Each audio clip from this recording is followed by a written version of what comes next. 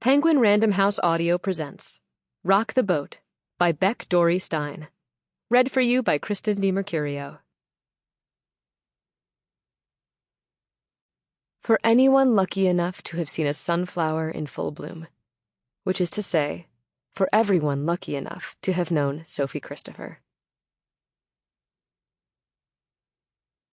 O enchanted land of my childhood, a cultural petri dish from which regularly issues forth greatness. New Jersey, in case you didn't know it, has got beaches. Beautiful beaches. And they're not all crawling with roid-raging trolls with reality shows. I grew up summering on those beaches, and they are awesome. Jersey's got farmland, beautiful bedroom communities where that woman from Real Housewives who looks like Dr. Zayas does not live, nor anyone like her. Even the refineries, the endless clover leaves of turnpikes and expressways twisting in unknowable patterns over the wetlands, are to me somehow beautiful. To know Jersey is to love her. Anthony Bourdain. Part 1. Road to Nowhere. Kate Campbell opened her eyes, but couldn't see a thing. It was the middle of the night, and, like a young Miss Clavel, only less French and more ginger, she knew something was not right. Recalling the details of the previous evening, however, she realized it was just the opposite. Nothing was wrong, and everything was finally about to be extremely right. Kate smiled in the dark as all the evidence accumulated to form an arrow pointing at a singular fact. Thomas would propose to her in the morning. Wriggling back under the covers, Kate grinned as she imagined what everyone would think besides, "It's about time." Of course it was about time. It had been 12 years. Despite, or maybe because of, the countless candid conversations they'd had about how and when to get engaged, Kate was shocked that Thomas would spring this on her. It was impressive, really, to still surprise someone after more than a decade of dating. Never mind those 2 rocky breaks when he was stressed in med school, or those 6 months his first year of surgical residency, or this second fellowship. They'd agreed forever ago that the only real incentive to marry would be if they wanted to start a family, and they hadn't even discussed children in the last 6 months because Thomas's fellowship was basically Kill Bill, only in long white coats and with far more blood. But the end of the fellowship was finally in sight, with an offer at the same hospital, and their conversation the night before was undeniable evidence of an imminent proposal. They'd been in a cab crossing back over the Brooklyn Bridge, Kate watching the fare tick up and up, when Thomas had asked if she'd like to go to brunch at Norman's in the morning. "Before New Hampshire?" "Mm-hmm," Thomas said, looking at his phone. "With Aggie and Marta?" Thomas's sister and sister-in-law lived above them in the building Thomas's grandparents owned. They would carpool to New Hampshire together for Easter Sunday, just as they'd done every Easter since they were 22. "Just us," Thomas had said, as he continued to stare down at his phone. This calculated attempt to plan a casual brunch without Aggie and Marta seemed odd to Kate, like inserting a key only to find the door already unlocked. It momentarily jostled her out of her midnight stupor, but she had been too tired to explore what Thomas's suggestion might mean. Until now, hours before dawn, when his odd behavior had, poof, turned into proof. But proposing in April? Kate wrinkled her nose. April in New York was horrific. An open sewage drain of a month with damp clothes and nagging colds, everyone trudging through the office as bedraggled and psychotic as the Times Square pigeons.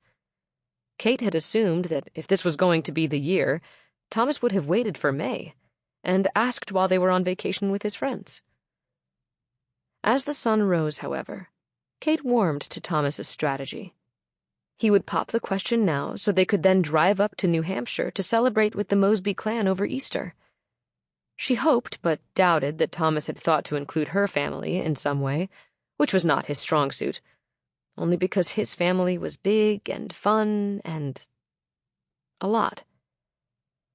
All 3 generations and extended branches of Mosbys lived here in the city, mostly on the Upper East Side, but everyone in Manhattan, or what Thomas jokingly referred to as the only island that matters. It was easy enough to forget that Kate did come with her own small family of 4 from a tiny beach town in New Jersey. Technically, Sea Point was only a 3-hour drive from the city, the same distance as New Hampshire. But it felt worlds apart from her life in New York, because the rest of the Campbells found the city as daunting as Thomas found Sea Point quaint. Kate closed her eyes and hoped the sleepless night wouldn't show on her face when they asked a stranger to snap their picture after she'd said yes. Or maybe Thomas had hired a photographer to hide in the bushes for candidates. She wondered if he had thought to size his grandmother's engagement ring just before emitting a low groan. She had become the kind of person she despised, and she wasn't sure whether to blame her work, her generation, or herself. As a rising star at Artemis Public Relations, Kate's craft was bending stories into taglines. Recently, she'd caught herself treating her own life like a client's portfolio, and her online profile reflected her professional life's permeation into the personal. Her photos were flawless, her captions simple and clever. Kate envisioned colleagues, acquaintances, and ghosts from the past viewing her engagement photo with envy, even Googling Thomas.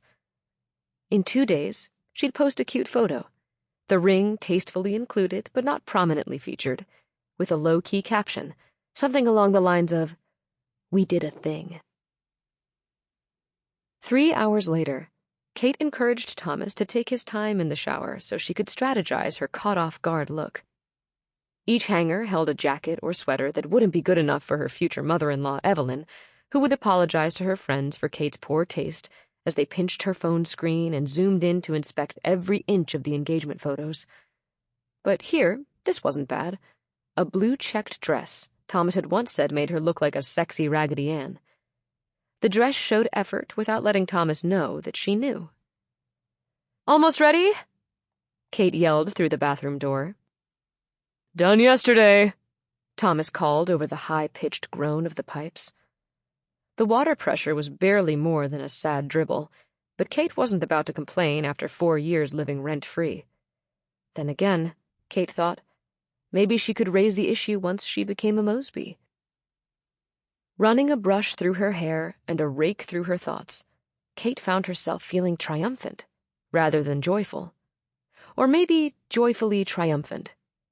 She'd put in so much time, given all of her 20s to this relationship, and endured a decade's worth of saccharine smiles from ancient strangers inquiring, "So, when do you think you'll—" The imminent proposal felt validating in a way that probably wasn't especially feminist, and yet, wouldn't anyone feel victorious when they finally saw the big return on their risky investment?